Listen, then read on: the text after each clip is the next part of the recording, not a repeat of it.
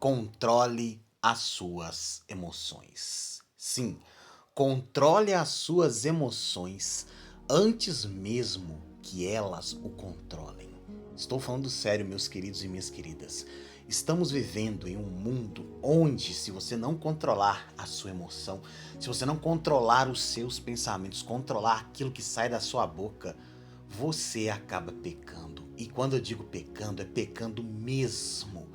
Antigamente, só de você falar no Antigo Testamento já era pecado.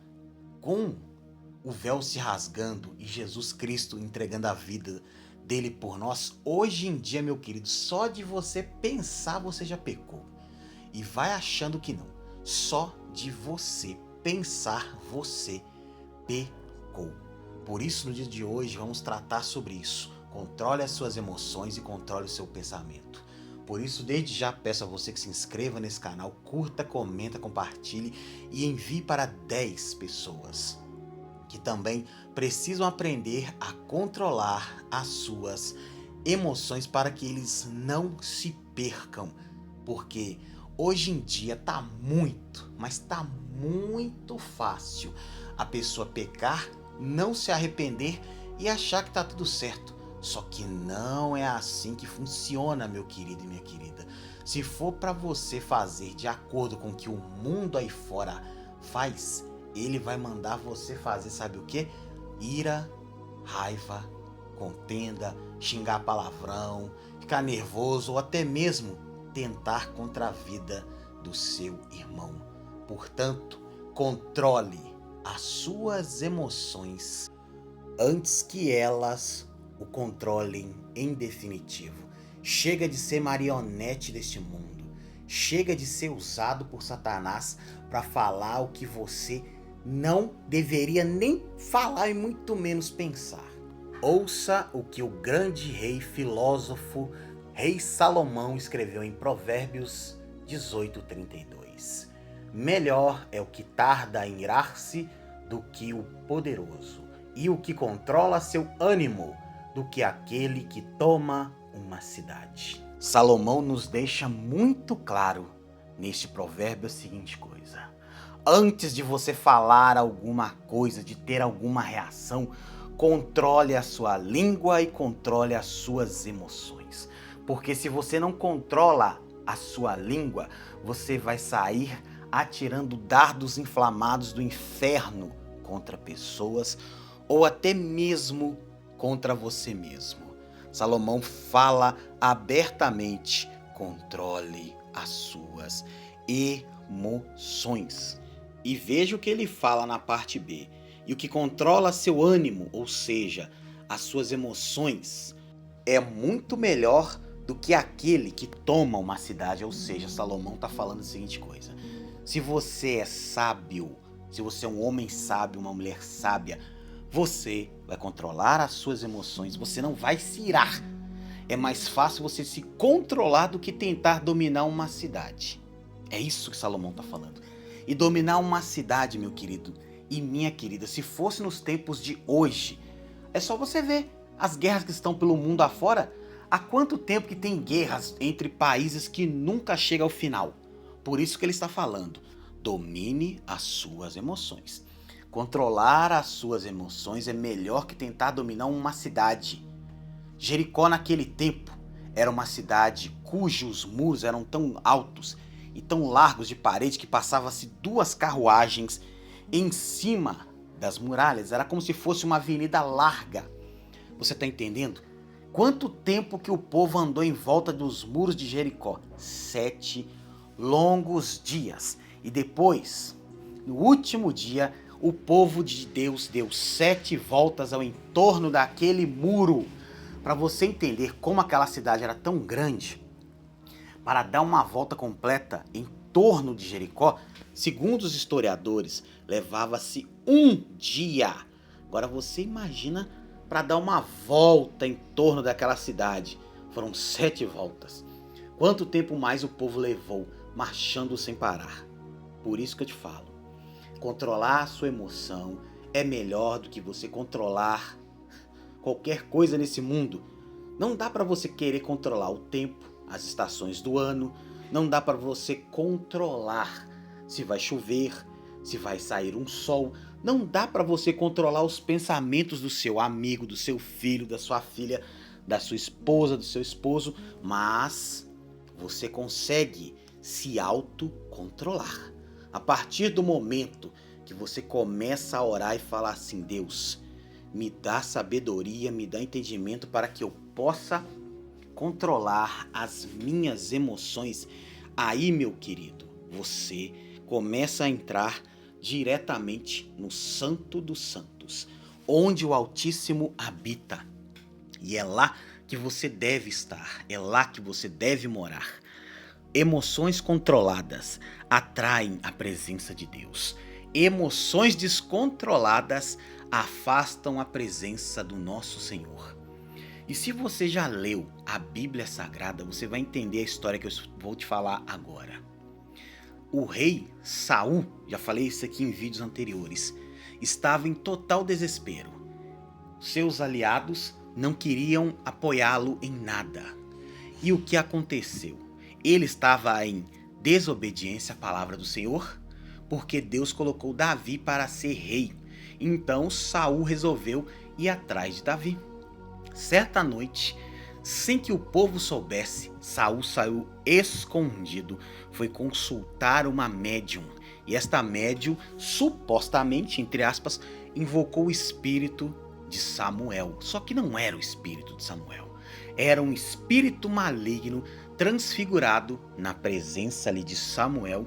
E este espírito disse diretamente a Saul que ele e seus filhos iriam morrer naquela peleja se eles fossem batalhar. O espírito do mal disse isso. Saul o que fez? Não deu ideia. Simplesmente foi pela sua vaga cabeça vazia que um dia esteve cheio da presença do Senhor e foi. O que aconteceu? Seus filhos morreram na guerra, uma boa parte do seu exército morreu na guerra e ele pulou na espada do seu escudeiro, do seu auxiliar, porque naquela época usava-se muito escudeiro ou auxiliar para carregar a espada, para carregar o escudo. Se você não sabia, o gigante Golias, devido ao seu tamanho muito de 3,15 metros, ele tinha um escudeiro que andava sempre do lado dele e o ajudava a se direcionar durante a batalha. Ele tinha, segundo os historiadores, um problema de visão. Por isso, se você se inscrever aqui neste canal, mandar este vídeo para 10 pessoas, você vai aprender um pouco mais sobre a palavra de Deus e sobre o mundo espiritual, sobre como Satanás pensa e age e principalmente sobre como atrair a presença de Deus para a sua vida. E para que você compreenda ainda mais que conter a cólera do seu coraçãozinho, ficar calmo é muito melhor do que você do nada, porque nunca é do nada, vamos falar assim a verdade. Mas para que você não se exploda e faça como Saul fez, ouça o que o apóstolo Tiago escreveu em 1 Tiago, verso 19 e 20. Portanto, meus amados irmãos, todo homem seja pronto para ouvir, tardio para falar, tardio para se irar, porque a ira do homem não opera a justiça de Deus. Destrinchando esses dois versículos de trás para frente, aqui o apóstolo Tiago disse: se você está irado, com raiva, ficando nervoso, como diz aquele meme lá do Dragon Ball, eu estou nervoso, Deus não vai dar nada para você, ele não vai te abençoar. Deus vai fingir que tá vendo você, vai falar assim: ah, ele tá nervoso? Ah, ela tá nervosa? Quem sabe daqui a pouco, se ele ou ela esfriar sua cabeça, aí ele vai me ouvir, aí ele vai me dar ouvidos. Sabe por que eu falo isto? Deus não opera na bagunça, não opera na confusão. Deus é um Deus que opera no meio da paz e da tranquilidade. Ele só vai operar no meio da guerra se você acalmar o seu coração e deixar ele trabalhar. Caso contrário, Esquece, meu querido e minha querida. Você acha que Deus vai entrar na sua vida no meio do caos da confusão? Claro que não, meus queridos. É só você olhar no tempo de Moisés, ou melhor, 400 anos antes de Moisés nascer. Sabe o que o povo fez? Não quis saber de Deus. Voltaram-se para os deuses do Egito, para a bagunça, a confusão. Deus olhou do céu e falou assim: tá bom, vou ficar calado, vou ficar na minha e vamos ver até onde vai. Sabe o que aconteceu? O povo não aguentou, o povo olhou assim e falou: opa, tá na hora de nós orarmos para o único e verdadeiro Deus que vai nos tirar deste marasmo, dessa confusão, desse mar de lodo, porque nós estamos aqui até a cabeça afundados no pecado e nós não reconhecemos que Deus pode nos salvar. E aí o que aconteceu? O povo certa vez se reuniu e oraram a Deus. Imediatamente, dias depois, Deus enviou quem? Moisés. Moisés estava onde? Estava morando no deserto, criando as ovelhas de Labão, seu sogro. E já tinha quanto tempo isso? 40 anos. Um belo dia, Deus levou uma das ovelhas de Moisés até o alto do monte. E lá dentro tinha uma sarça, e essa sarça começou a pegar fogo. E pegando fogo, quando Moisés viu, ele se assustou e caiu de joelhos. E a voz lá de dentro falava: Moisés, se aproxime que eu quero falar contigo. E ele pergunta: quem és tu, Senhor? Ele: eu sou o Deus de Abraão, de Isaque e de Jacó. Sou Deus dos seus pais, sou Deus dos seus antepassados. Eu quero conversar contigo, mas antes, tira a sandália dos teus pés, porque esse lugar aqui é sagrado. A sandália ali naquele momento era a representação do Egito. Era a representação de tudo aquilo que poderia ser pecado. Moisés entendeu e num sinal de humildade, ele tira a sandália, se aproxima da sarça em um gesto de respeito e amor e reverência a Deus. Ele começa a fazer perguntas e Deus fala com ele: você vai até o meu povo e vai tirá-los da mão de Faraó. Moisés fala: Deus, eu sou gago, eu não sei falar direito. Deus falou com ele: te preocupa não, meu filho, já mandei Arão, teu irmão do meio, para ser o seu ajudador, para ser aquele que vai carregar o teu escudo, a tua lança. Você só vai carregar o cajado que está na tua mão.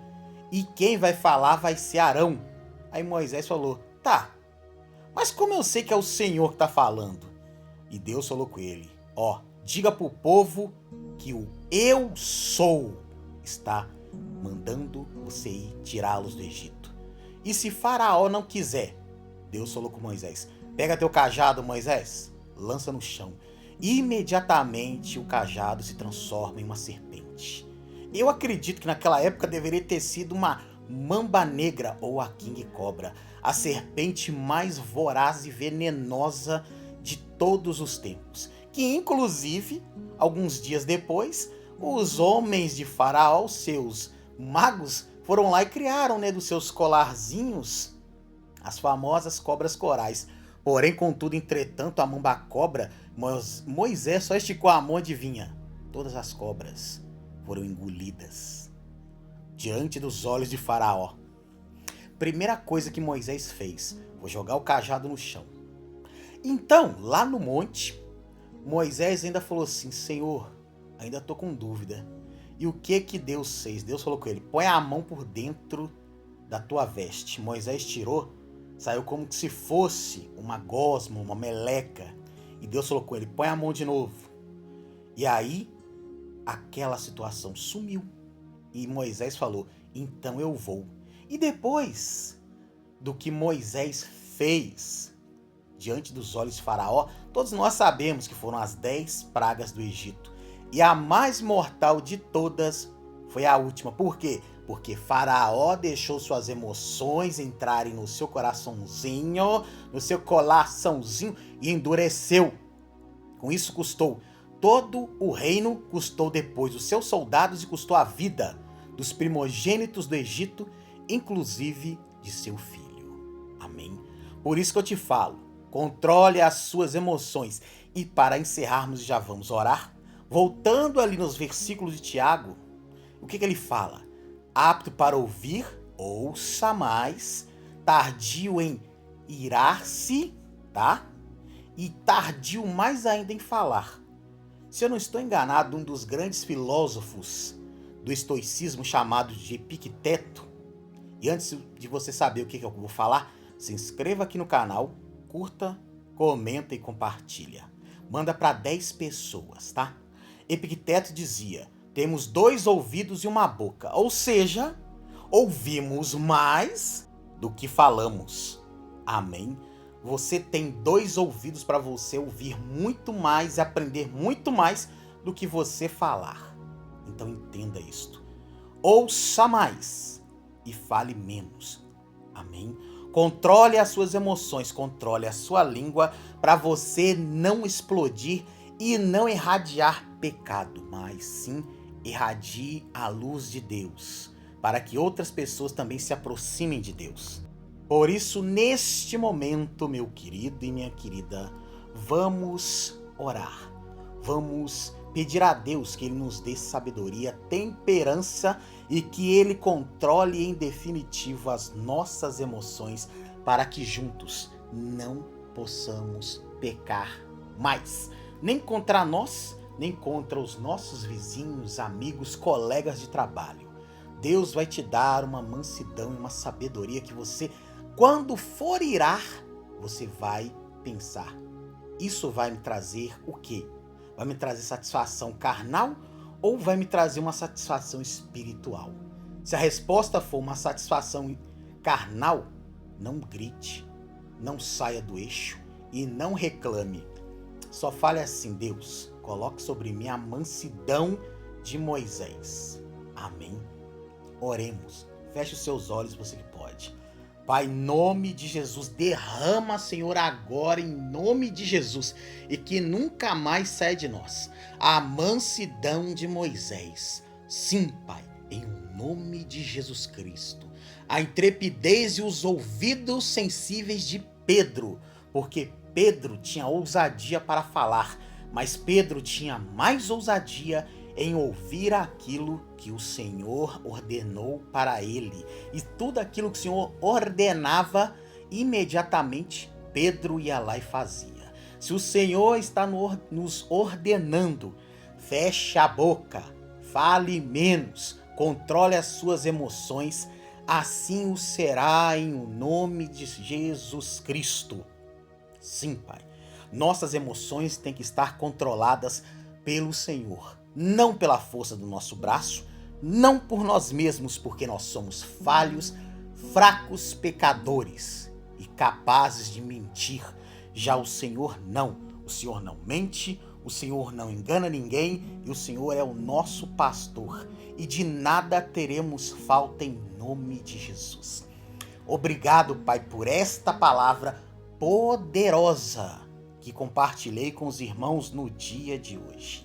Que as portas dos céus venham estar abertas, derramando toda a sorte de bênção sobre nossas vidas em nome santo de Jesus Cristo. E sim, Pai, do alto da nossa cabeça, à planta dos nossos pés, ministramos cura, libertação, a paz do Senhor que excede todo impedimento, pensamentos de paz e não de mal, e uma língua que só vai profetizar coisa boa. É o que nós queremos para nós no dia de hoje. Em nome de Jesus, amém e graças a Deus. E se você foi abençoado com esta palavra, peço a você que se inscreva no canal, curta, comenta, compartilhe e envie para 10 pessoas. Amém? Se você tem aquele seu amigo que não pensa antes de falar, compartilhe com ele. Pode ser o seu pai, pode ser sua mãe, pode ser quem for.